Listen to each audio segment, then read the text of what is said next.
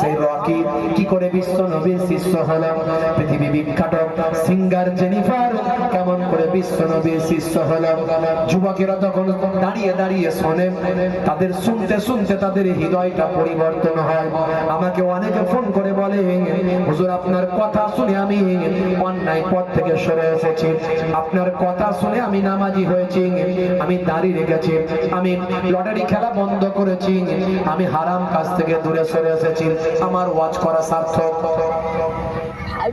হে তরুণ যুবকেরা, হে আমার বন্ধুরা, কি নবীর শান, কি নবীর মর্যাদা! আজকে পৃথিবীর বিখ্যাত ব্যক্তিগুলো সেই নবীর ইজ্জত, সেই নবীর শান, সেই নবীর কাজ, সেই নবীর কারনামা দেখে তারা আজকে নবীর শিষ্য। মেসুদ ওয়াজিল থেকে শুরু করে ভাই আমার জুনায়েদ জামশেদ থেকে শুরু করে, হে তরুণ যুবকেরা সাদিও মানে থেকে শুরু করে, মিস্টার টিউটেভিস থেকে শুরু করে অনেক কথা আমি এর আগে বলেছি। আজকে সব উদাহরণ আমি দেব না। হে যুবকেরা, আর কতদিন আল্লাহর পথ থেকে ফিরে থাকবে? নবীর সুন্নাত থেকে কতদিন ছেড়ে থাকবে?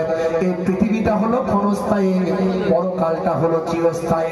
আমার আল্লাহ কোরআন মাজিদের ভিতরে বললেন, বাল তুসিরুনাল হায়াতাদ দুনিয়া ওয়াল আখিরাতু খায়রুন ওয়া আবকা।